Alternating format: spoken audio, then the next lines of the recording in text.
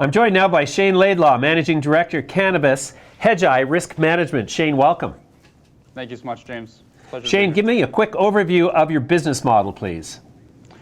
Quick overview of the business model. Hedgeye has been around for about 11 years. We're an independent equity research firm, so we're not conflicted in any way when we put out a research report. So we don't manage any money, we don't trade any stocks. We're purely paid by our buy-side clients on a quarterly basis based on our idea generation. Starting last summer, I started looking into the cannabis space after covering the restaurants and consumer staples space for about 5 years. And now we're a little over a year into our cannabis coverage, and it just keeps on getting more exciting every day. Sure. Give me sort of a demographic outlook on who your typical client is from the buy side. Typical clients on the institutional side of our business are about 50% hedge funds and then 50% long onlys. Okay, so the fact that you are covering cannabis now and with a higher degree of interest, is that indicative of the rising interest on the part of institutional money managers in the U.S.?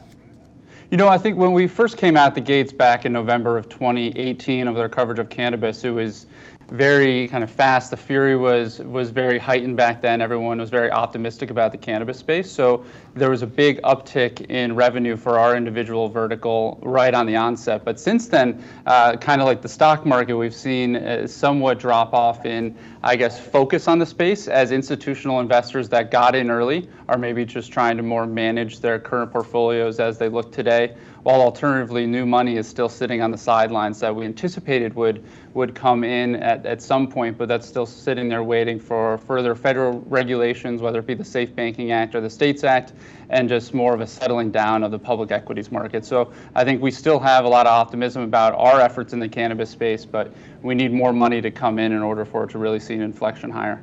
Sure. What percentage of your clients would you say are U.S. based? U.S., I would say, represents roughly 70% of overall Hedgeye, but from a cannabis perspective, it drops down probably to around 50% as you look to more Canadian funds as clients in the cannabis space. Not surprising. Okay, right. Interesting. Okay, so from where you sit, what do you see happening to reverse the dramatic correction that we're in the midst of in the cannabis space?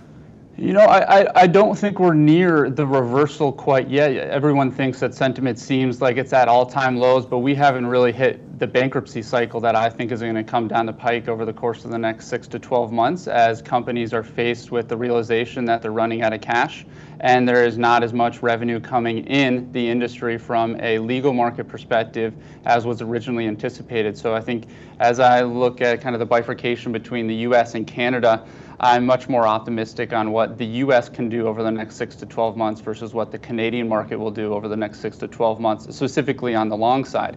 If I think about kind of our firm is famous for being about 50% long, 50% short. If I'm looking for short ideas in the space, I'm going to be looking towards Canadian companies because one, they are a little overzealous about expectations, both internally and from a sell side perspective, and they're running out of cash up there, and I don't think there's going to be an appetite to put new capital to work within the Canadian cannabis companies. So as we look to the U.S., from a long side perspective, I look to federal regulations, in particular the Safe Banking Act, getting through in the first couple weeks of December through the Senate. I think there's strong bipartisan support in the Senate, specifically just obviously you have to think about the Republican side of the aisle here, and I think Crapo and McConnell are going to sneak this one through, just as McConnell did for the Farm Bill at the end of 2018. So that'll be a pivotal moment for the cannabis industry as we look for some momentum into 2020. And then as we get past this quarter of operating performance, this will be the first quarter that we have to kind of deal with the whole vape crisis and how that has affected sales over the course of 3Q.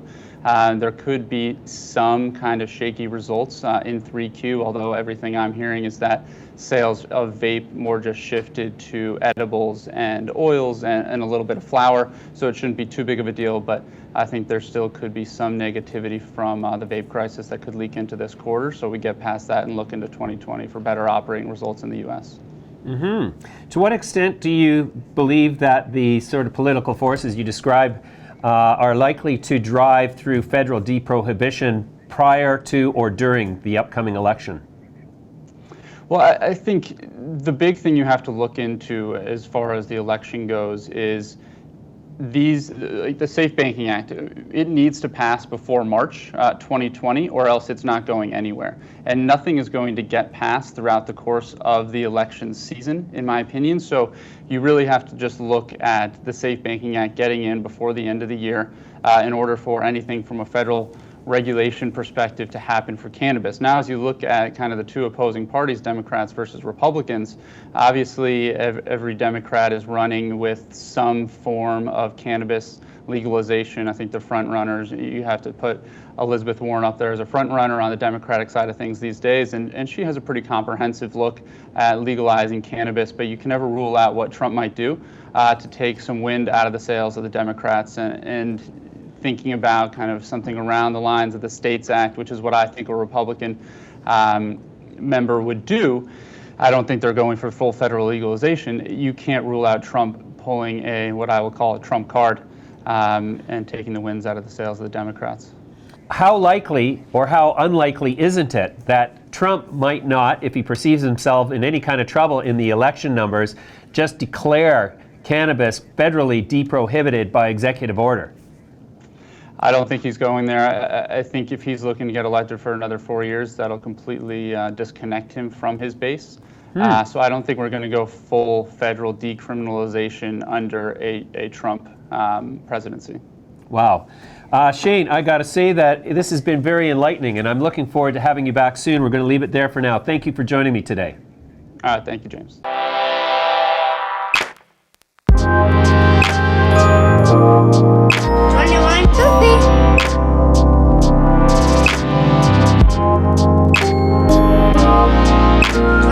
Filthy.